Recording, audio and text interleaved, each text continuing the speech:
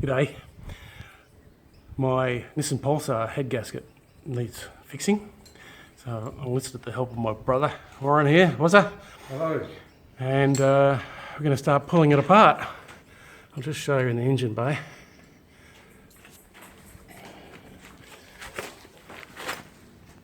I'm basically going to attempt to replace the head gasket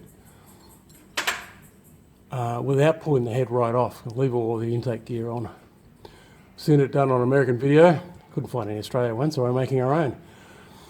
The symptoms here, the reason why we're doing this is the cooling system is pressurized, so it's pushing coolant fluid into the overflow tank, so which suggests to me that there's a piece missing between the cylinder and the water galleries.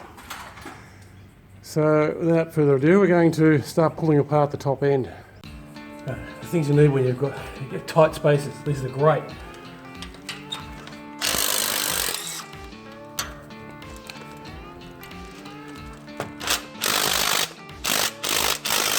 We can loosen that one a bit more. Alright, that's the second last one.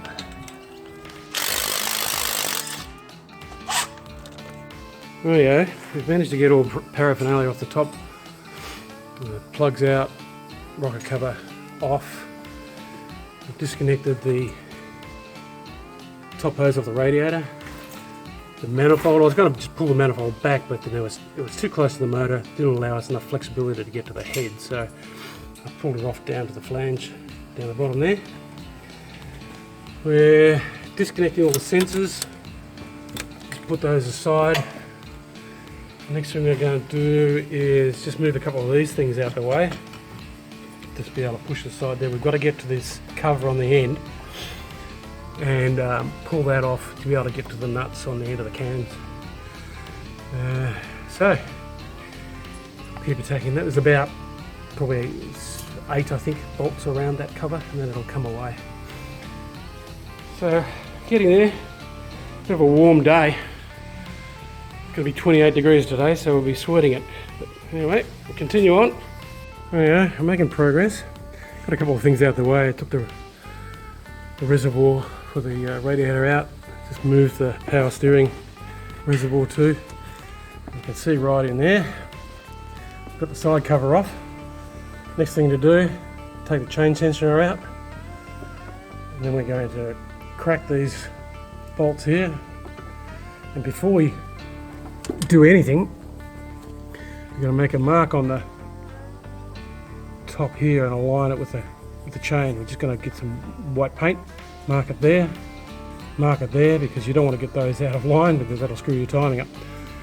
And then as we take these out, it's really important to keep the tension on this chain because if the chain comes off the bottom cog, the bottom of the motor, then we're screwed. So we just kind of keep that tension on there, and that has to stay there the whole time until we put the head back on. We've just cleaned up the top of the cam bearing caps, and you see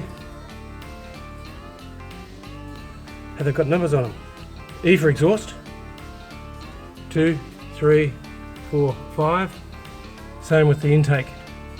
I for intake, 2, 3, 4, 5. So that just allows you to take the bearings off in order and put them back where they came from. The bearing caps, I should say. So that's our next task. Alright, a bit of an update. We have taken the cam sprockets off, taken the cams out, undone all the head bolts. We've had to get in behind there, and there's some stays that run down back behind the manifold. Had to unbolt those.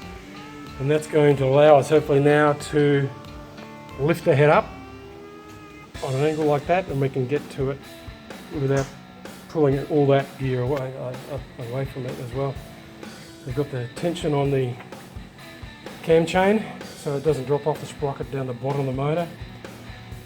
I unfortunately had a socket break and I can't find the bit that came off it, so either it's gone flying or it's down there in the sump. Well, nothing I can do about it, so we'll just have to see what happens.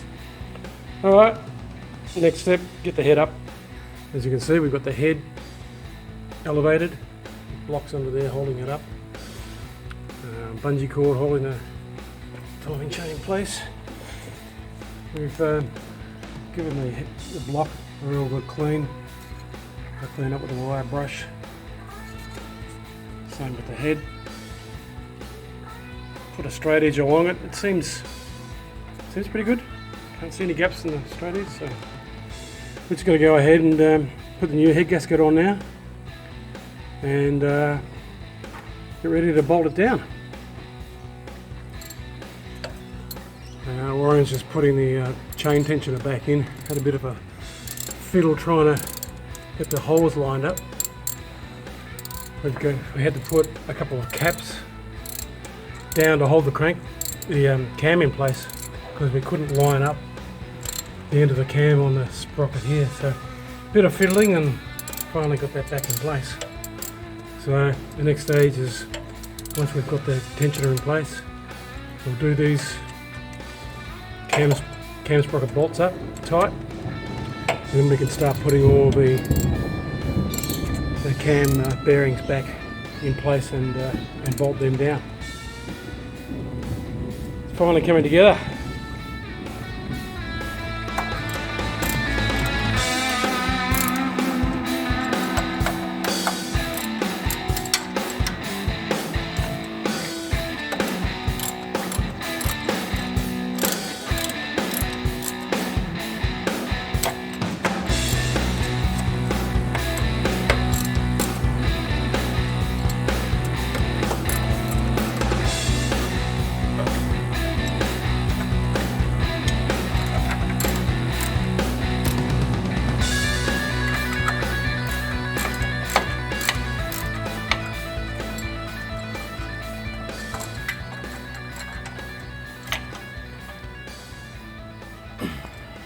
That's it. So all the spark plugs are back in, electrical connections there, and brackets, bolts, topped up the radiator, put the hoses on top of the radiator on, MAF air sensors back on, and I think we're almost there. Maybe it's time to put the battery on, start it up, give it a go. I'll hit the go button and see what happens. Hope it didn't go bang.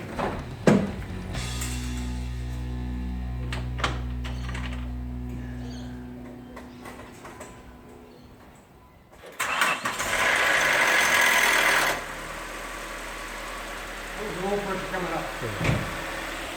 Yeah. Wow. Listen to that purr. Happy about that. Yeah. Now we'll watch the temperature gauge and make sure that does what it's supposed to do, and then I'll be 100% satisfied. But overall, good project done in one day, which is good. Thanks for the help, it was it? No worries. Yeah. And good job. yeah. On to the next project. Cheers.